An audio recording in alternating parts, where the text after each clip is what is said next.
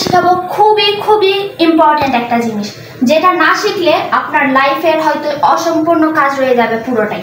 যাই হোক, আপনার প্রথমে করতে হবে কি, রান্নাঘরে দেখতে হবে কেউ আছে কি না। তো আমাদের রান্নাঘরে কেউ নেই, পুরো রান্নাঘরটাই ফাঁকা। আম্মু সবে মাত্রই গেছে রুমের মধ্যে কিছু একটা নেওয়ার জন্য, সেই সময়ে আমি ঢুকছি রান্নাঘরে কিছু একটা নিব। তো আসেন, এখানে আমাদের এগুলো ইগনোর করেন। তো আমাদের মেইন কাজ হচ্ছে এখানে। তো এখানে আম্মু রান্না করছে সবে মাত্র গরুর মাংস। তো আমাদের মেইন উদ্দেশ্য হচ্ছে এগুলাকে ফিনিশ করা, আসলে পুরোপুরি না, অল্প। তো আপনাদের আহামরি কিছু করতে হবে না, প্রথমে নিয়ে নিতে হবে একটা প্লেট। আমার কাছে যা পাইছে হাতের সামনে নিয়ে নিছে, আপনারা একটা বাটি নিতেও পারবেন।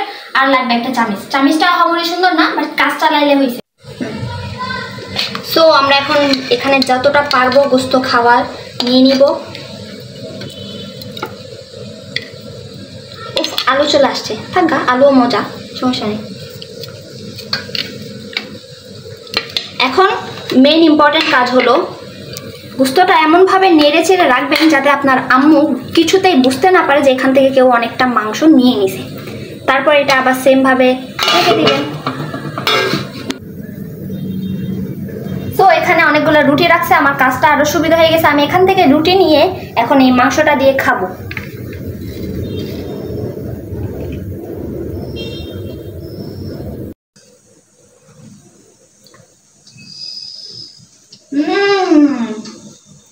লাজবাব গাইস, লাজবাব। মাংস করে না, সরি, চুরি করে মাংস খাওয়ার যে টেস্ট, সেটা আপনি নর্মাল মাংসতে কোনোদিনও পাবেন না। সো এটা ট্রাই করবেন আর অবশ্যই জানাবেন সাকসেস হয়েছেন কিনা।